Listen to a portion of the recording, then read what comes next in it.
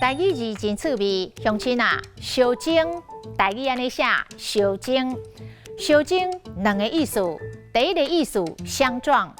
伊只拄啊考到驾照买新车，就出车祸甲人烧蒸，甲新车真假密密茂茂。路口有两台车烧蒸，好佳在，两个驾驶拢敢若受轻伤。烧蒸第二个意思打架。两个囡仔囝为着争佚佗物仔起烧蒸，真甲两个拢大声骂骂吼。厝边斗就爱好来啊好去，唔通为着小可代志就口角起烧蒸。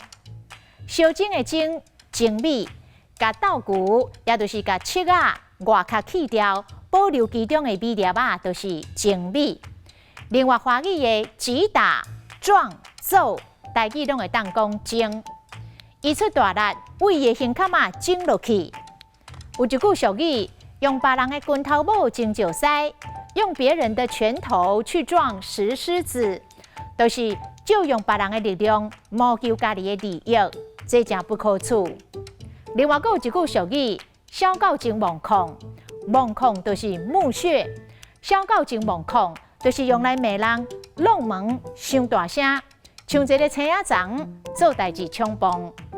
教育部的台语教典讲，小狗真罔控，嘛言行做真名声，夺取利益的众生。今仔日的台语字，烧蒸实在真趣味。